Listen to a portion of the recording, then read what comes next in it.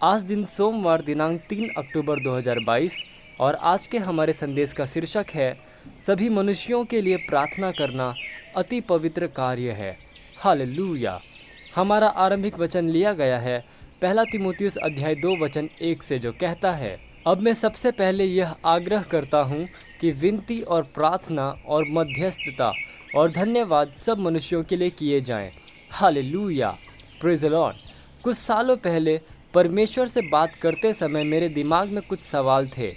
ऐसा क्यों लगता था कि सेवकाइयों और कलीसियाओं के द्वारा अत्यधिक प्रचार किए जाने के बावजूद विश्व गलत दिशा में जा रहा था? क्यों विश्व में बहुत सारी परेशानी और बहुत थोड़ी शांति थी? तुरंत परमेश्वर मुझे कुछ वस्तुओं को दिखाने लगा।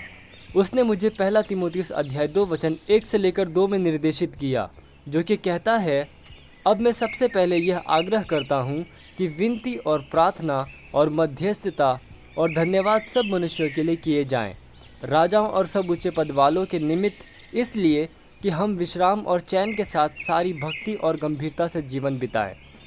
यहाँ पर वह हमें दिखाता है कि किसे प्राथमिकता देनी है जब हम प्रार्थना करते हैं। हम सब शांति का जीवन जीना चाहते हैं, हम अपने समाज में ईमानदारी चाहते हैं, लेकिन यह सब होने के लिए पवित्र शास्त्र हमें बताता है कि हमें अवश्य ही क्या करना चाहिए। सभी मनुष्यों के लिए प्रार्थना करो, राजाओं के लिए, उन सभी के लिए जो अधिकार के स्थान में हैं। परमेश्वर चाहता है कि हम सबसे पहले इस तरह प्रार्थना करें, दूसरे शब्दों में एक प्राथमिकता के रूप में। यह एक दैवीय निर्देश है। हालेलुया। यीशु मसीह की कलीसिया के रूप में हम इस निर्देश को नज़रअंदाज करके हमारे समाज में शांति या अगुवाई करने के लिए ईमानदार पुरुषों और महिलाओं की अपेक्षा नहीं कर सकते।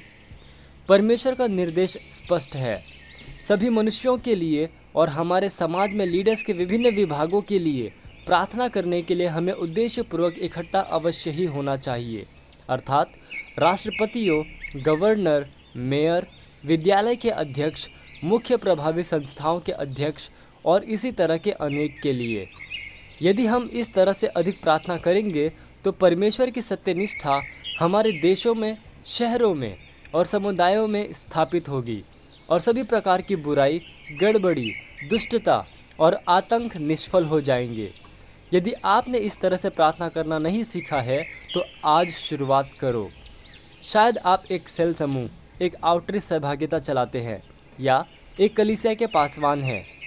अपने सदस्यों को इस तरह से प्रार्थना करना सिखाओ और उनकी अगुवाई करो।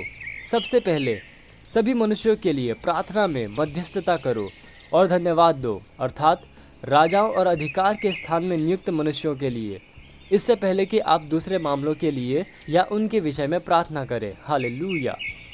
ये समय प्रार्थना का आप जहाँ कहीं पे भी हैं, अपने पवित्र हाथों को उठाकर मेरे साथ ये प्रार्थना कर सकते हैं। बोलिए, प्यारे स्वर्गीय पिता, आपके आत्मा के लिए आपका धन्यवाद, जो कि सही प्रार्थना करने और प्रभावी रूप से प्रार्थना करने के लिए मुझे मार्गदर्शित करता है।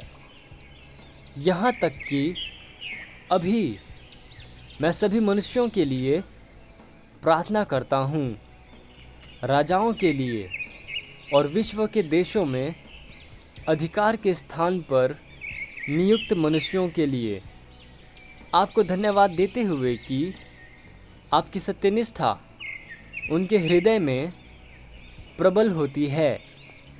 विश्व भर में मनुष्यों के जीवन सुसमाचार की सामर्थ्य और प्रभाव के द्वारा बदल रहे हैं, बहुतों को महिमामयी उद्धार में लाते हुए। प्रभु यीशु के नाम में आमीन। Hallelujah, praise the Lord. आप अतिरिक्त धन्य पढ़ सकते हैं यिर्मयाह अध्याय 29 वचन 7, लूका अध्याय 18 वचन 1 और पहला तीमुथियुस अध्याय 2 वचन 1 से लेकर 4 AMPC अनुवाद से। हालेलुया। और आप एक वर्षीय बाइबल अध्ययन योजना में पढ़ सकते हैं फिलिपियों अध्याय 2 वचन 1 से लेकर 18 और यशायाह अध्याय 35 से लेकर 37। और 2 वर्षीय बाइबल अध्ययन योजना में आप पढ़ सकते हैं तीतुस अध्याय 3 वचन 1 से लेकर 15 और यिर्मयाह अध्याय 51। हालेलुया।